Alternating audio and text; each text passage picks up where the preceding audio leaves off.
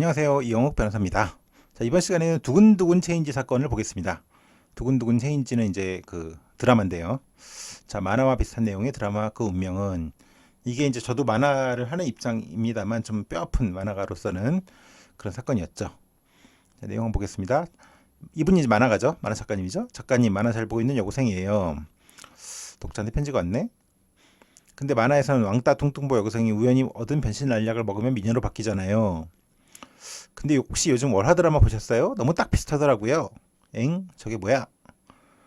뭐 뚱뚱하고 못생긴 여고생이 샴푸로 머리를 감으면 미녀로 변신하여 인기를 끄는 내용이거든요. 혹시 작가님 작품 리메이크인가요?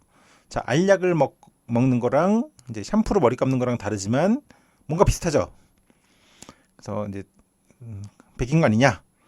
그래서 이제 작가님이 방송국 찾아가서 왜 내 만화를 이용한 드라마를 트시죠? 당장 중지하세요. 그랬더니 방송국에서는 그냥 씹은 거죠. 허허 황당하네요. 법원에서 다퉈봅시다.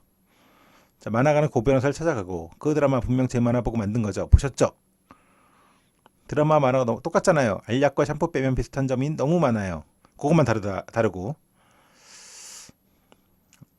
전혀 뉘우치지도 않으니 소송에서 꼭 이겨주세요 라는 거고, 한편 방송국 쪽은 유 변호사한테 가서 카피 레프트,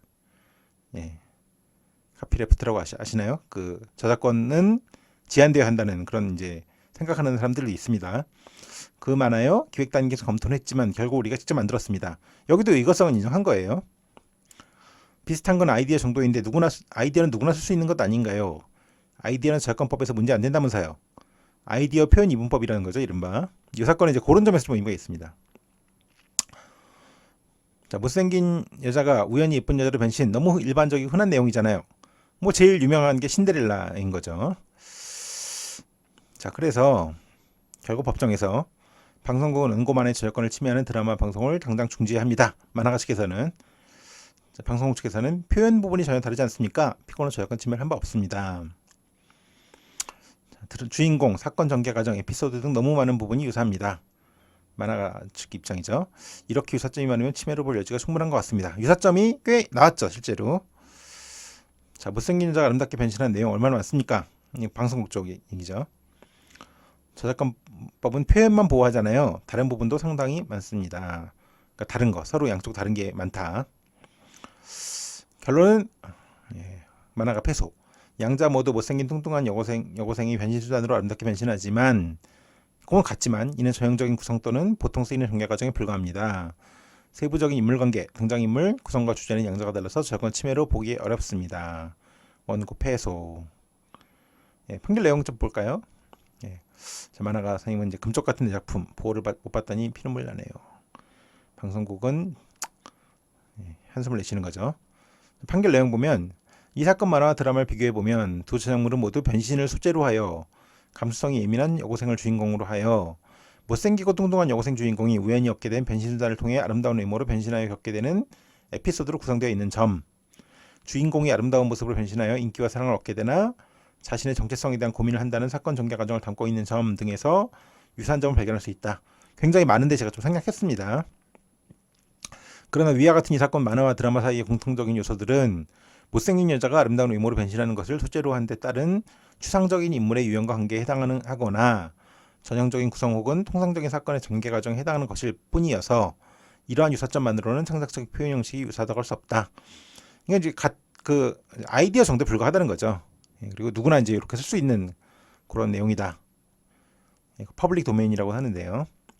오히려 이 사건 만화와 드라마는 등장인물 간 관계 설정이 있어 다른 점을 얘기하는 거예요. 이제 이 사건 만화는 단일한 주인공인 신동선과 그 변신물인 윤세라를 중심으로 주변 인물이 관계를 맺고 있는 반면, 이 사건 드라마는 최모두와 그 변신물이 신비 외에도 최모두의 친구인 미미와 슬기를 대등한 주인공으로 하여 그 주변 인물 간의 관계를 나타내고 있고, 이게 아마 제 기억에 뭐 시루떡 시스터즈 뭐 그런 거 있죠. 구성과 주제에 있어 이 사건 만화는 왕따였던 주인공이 변신 후 인기와 사랑을 얻지만 변신의 비밀을 들키게 되어 고생을 하게 되는 내용을 중심으로 이루어져 있어 비교적 단순한 반면, 이 사건 드라마는 서로 다른 성격과 외모를 가진 세 여고생의 학교 생활과 연예계 데뷔 후의 활동 내용을 중심으로 매회 방영분별로 다양한 사건이 발생하고 결말을 맺어 각 방영부마다 완성도가 있을 뿐만 아니라 각 독자적인 주제를 담고 있는 점에서 현저한 차이가 있다. 그러니까 다른 점이 되게 많다 오히려. 그래서 저작권 침해가 이제 부정이 됐습니다. 근데 이 사건 보면 좀 아쉬운 점도 있습니다. 그러니까 그걸 얼마나 같은 점을 잘 이제 표현으로 뽑아내느냐. 그게 이제 변호사 좀 능력이기도 하거든요. 물론 이 사건 한 변호사님도 열심히 하셨겠지만 제가 이 사건 조금 뭐 아쉽다 그런 느낌은 좀 있습니다. 실제로 저는 이제 나중에 그 황민아 선생님 웍덕을 덕덕을이나 강경옥 작가님의 그 설이 그것이 비슷한 사건이 문제가 됐었는데 다 나쁘지 않은 결론을 얻었거든요. 좀 자랑이긴 합니다만.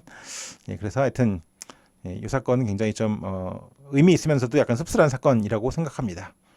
예, 들어주셔서 감사합니다.